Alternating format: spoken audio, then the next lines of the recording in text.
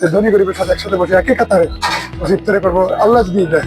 সূর্য তখন ডুবন্ত। চট্টগ্রামের ঐতিহাসিক আন্দরকিল্লা শাহী জামে মসজিদের বিশাল চত্বর লোকারণ্য। কারো পরনে দামি পাঞ্জাবি, কারো গায়ে ঘাম ভেজা শ্রমিকের পোশাক। কিন্তু এই আঙিনায় আজ সবাই সমান। এক কাতারে এক দস্তরখানে বসে হাজারো মানুষ অপেক্ষা করছেন সেই পূর্ণ লগ্নে, কখন বেজে উঠবে মাগরিবের আজান। আলহামদুলিল্লাহ ভালো লাগতেছে, অনেক বিশাল আয়োজন দেখতেছি।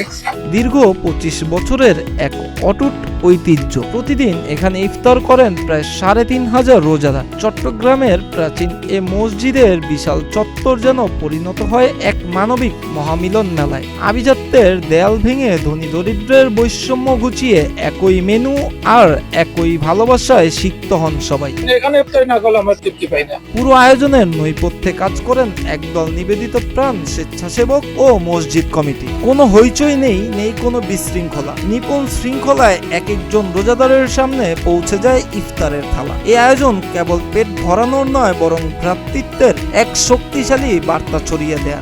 আমরা আলহামদুলিল্লাহ, এটা আমাদের কাছে খুবই ভালো লাগে। সেটা হচ্ছে এখানে আলহামদুলিল্লাহ শাহ জামে মসজিদ চতুর্দিকে ভিন্ন ধর্মাবলম্বী ভাইয়েরা বসবাস করে। হাজারাগল্লি থেকে শুরু করে এদিকে মুরাদাবাদ থেকে সব জায়গায় এখানে আমাদের ভিন্ন ধর্মাবলম্বী।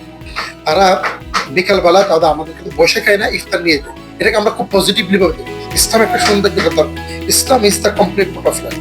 ইসলাম একটা একটু ভারসাম্য ধর্ম।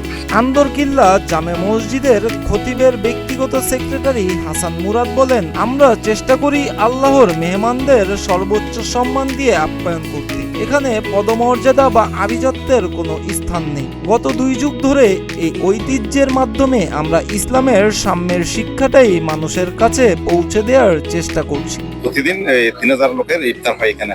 রমজানের এই কয়েকটা দিন আন্দরকিল্লা হয়ে ওঠে এক টুকরো প্রশান্তির দ্বীপ, যেখানে রুটি রুজির লড়াই ভুলে মানুষ খুঁজে পায় আত্মিক বন্ধন। আজানের ধ্বনিতে যখন হাজারো হাত একসাথে দোয়া করে, তখন যেন সার্থক হয়ে ওঠে রমজানের প্রকৃত মাহাত্ম্য। মানুষে মানুষে ভেদাভেদ ভুলে যাওয়ার এমন অনুপম দৃশ্য আন্দরকিল্লাকে করেছে অনন্য।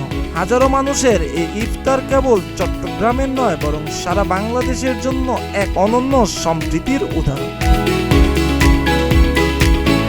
মিরাজ হোসাইন, প্রতিদিনের বাংলাদেশ।